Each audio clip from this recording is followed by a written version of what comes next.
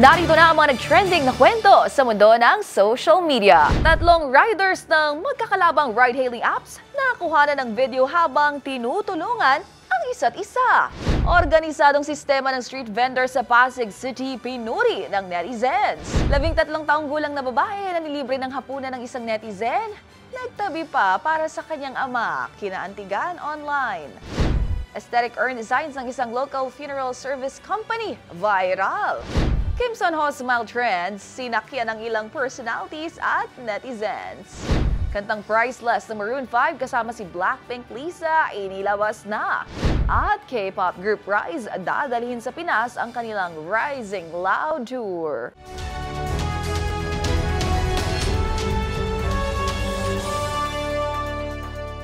Sure ko ang lahat ng kwento o viral video ay hindi umaabot sa wall mo. At mga trending na hindi mo akalain, yun pala ang totoong kwento. Kasama mga follow-up na ginawa namin sa mga post na humahakot ng mataas na views, comments, and shares. Kasama ang buong grupo ng TNVS, Trending and Viral Show, kami ang kukumpleto ng buong kwento. Ako po si Angelica Cosme at ito ang TNVS. Una sa Pilipinas, una sa Pilipino.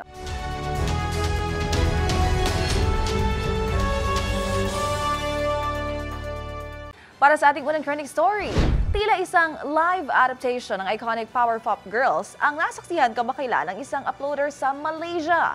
Pero sa halip na mundo ang iniligtas, mga parcel ang tulong-tulong na kinarga ng tatlong motorcycle riders mula sa magkakalabang ride-hailing apps. Ang nakatutuwang eksena, panoorin sa trending report ni Arnold Herrera.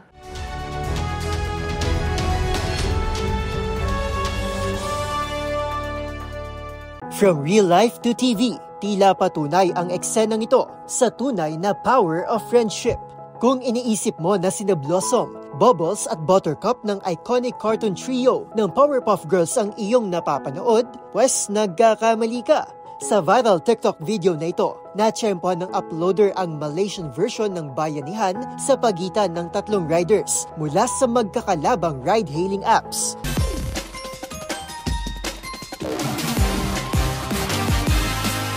Sa halip na mundo ang inililigtas, makikita sa video kung paano pinagitnaan ng riders ng pink at orange delivery apps ang motor ng kapwa nila rider mula sa ibang kumpanya para ito na para bang isang delivery team.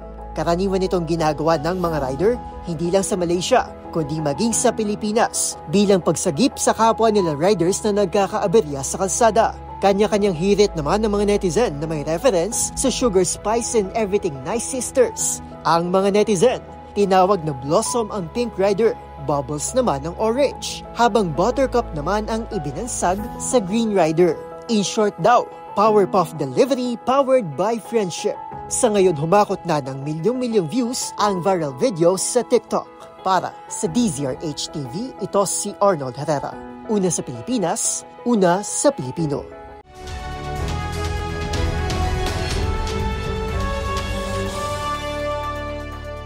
Para sa ating next viral story, cart numbers and permits.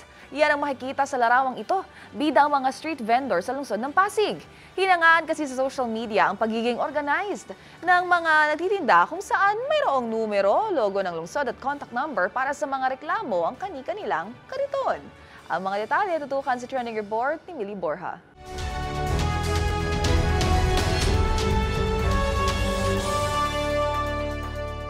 Umani ng papuri mula sa mga netizen ang lungsod ng Pasig matapos mag-viral ang larawan ng mga street vendor na may kartilya ng numero at logo ng pamahalang lungsod. Sa ibinahaging larawan ng Reddit user na si U/PMA1919, makikita ang mga tindahan sa kalsada na kanyang naabutan sa Pasig City.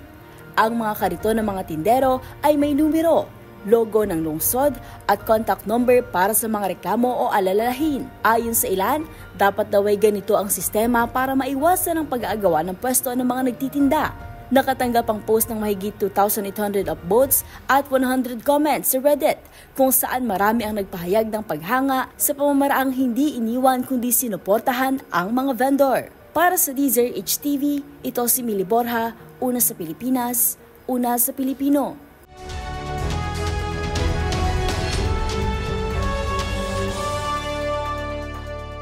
Sa Sa ating next trending story, limitado man ang yaman, mayaman naman sa kabutihan.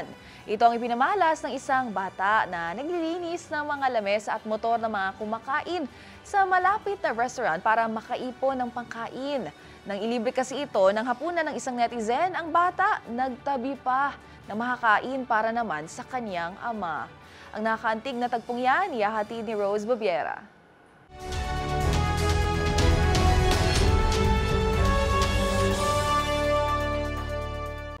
Ang kabutihan ay nariyan lang kung sisikapin mo lang tumingin sa paligid. Ito ang madalas nating naririnig sa mga nakakatanda, lalo na kapag hindi maganda ang naging araw natin. O kaya naman, may mga hindi ka nais-nais na pangyayari na sunod-sunod na nangyayari sa paligid. At tunay nga, ang mga kwento ng akto ng kabutihan ay hindi naman talaga nauubos. Katulad na lamang ng kwento ng isang bata na naninirahan lamang sa kalsada at nagtatrabaho sa murang edad para lamang may mapangkain.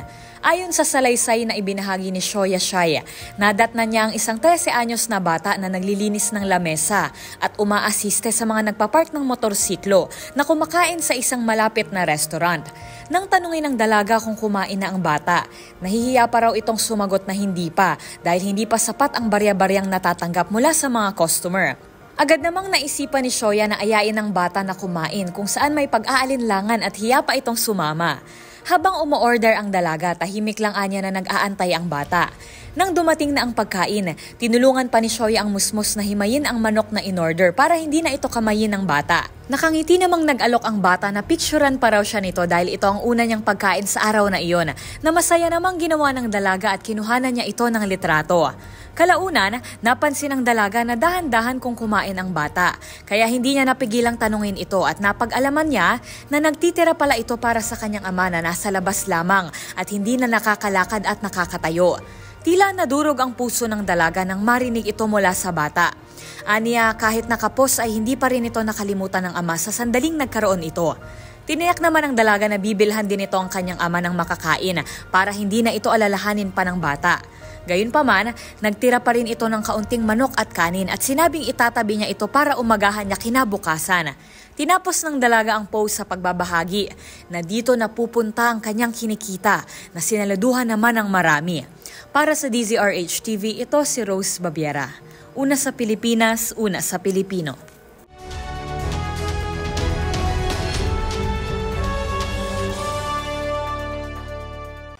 Sa ating sunod na istorya, viral ngayon online ang pakulo ng isang local funeral services, tampok ang kanilang aesthetic urn designs. Imbes kasi na single color at classical designs ay mga cartoon at pop culture-inspired character gaya ng SpongeBob, Dora at marami pang iba na talaga nga namang pumukaw sa atensyon ng mga netizen. Ang kanilang mga nakakaliw na reaksyon, alamin sa trending report ni James Galange.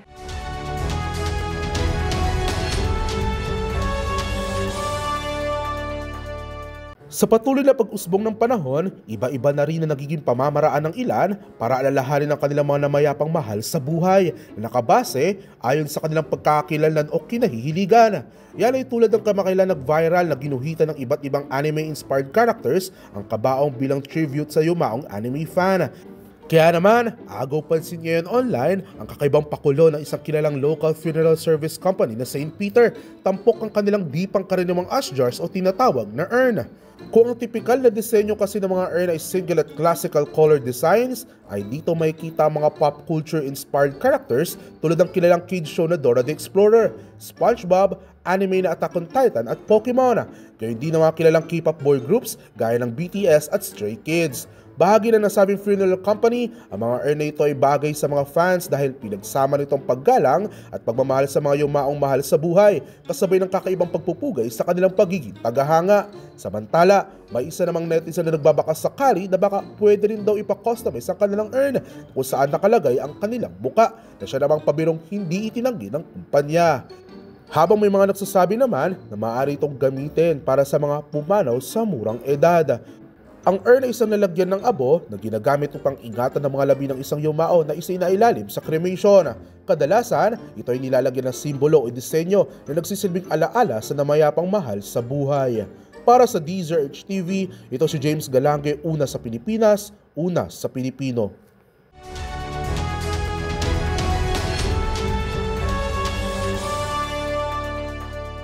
Sa ating next trending story, tiyak marami ang hindi pa nakaka-get over sa Korean hit drama na When Life Gives You Tangerines na talaga nga namang nagpayak at nagpangiti sa mga manonood. Pero bukod sa emotional scenes, abay pumatok din po sa puso ng netizens ang isang kilig scene ng male character na si Kim Son-ho na isa na ngayong TikTok trend. Ito ang tinawag na Kim Son-ho Smile Trend kung saan pati mga artista at iba pong personalidad ay game na rin sa kanilang entries. Panoorin yan sa Trending Report ni Dustin Bayog.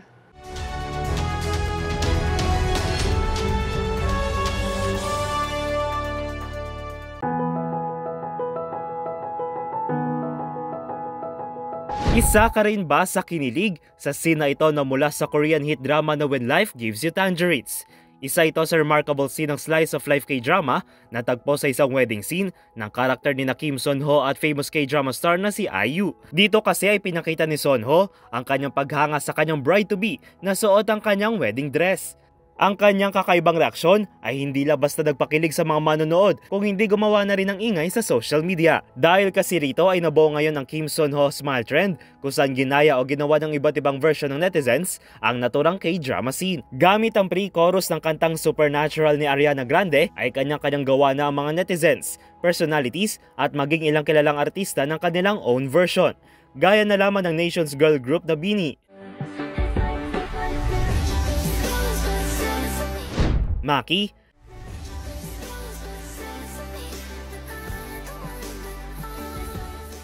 Darren Espanto,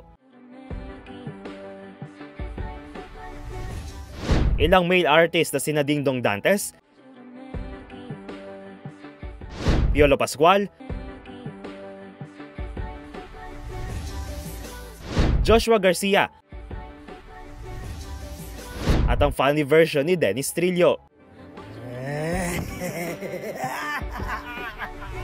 Hindi rin nagpauli ang ilang female artists na sina Maris Racal,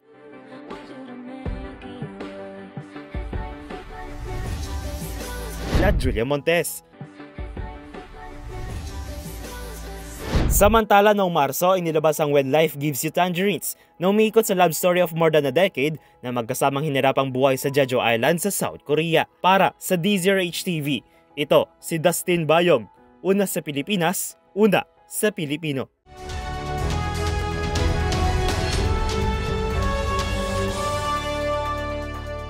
At para sa ating trending showbiz balita, singa ng fans the collab we never knew we needed.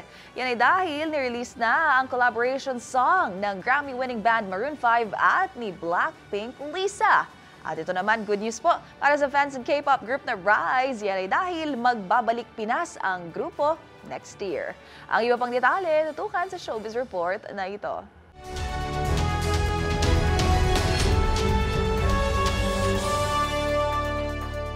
Inilabas na ng Maroon 5 ang kanilang first ever collab song with Blackpink member Lisa. Pinamagatang priceless ang kanta at sa music video nito ang nag-ala-Asia ng singer na si Adam Levine at kanya palang target, ang K-pop star.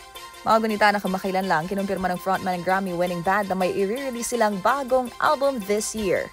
Huling nasa bansa ang Maroon 5 noong Enero para sa kanilang concert sa MOA Arena. Habang last April lang, nagpasiklab naman si Lisa sa kanyang first solo performance sa Coachella Music and Arts Festival. Samantala, sa iba pang balita, fellow Bryce simula ng mag-ipon dahil magbabalik sa Pilipinas ang K-pop group Rise. Patay sa anunsyo ang Rising Loud concert na kataktang ganapin sa January 17, 2026 sa Mall of Asia Arena. Sa ngayon ay wala pang ilabas sa detalye pagdating sa tickets at seat plan. Pero bago yan, ngayong May, i-release na rin ng grupo ang kanilang first full-length album na Odyssey. Huling nagtanghal sa bansa ang 6-member boy group July last year bilang bahagi ng kanilang Rising Day fan concert tour na ginanap naman sa The Big Dome.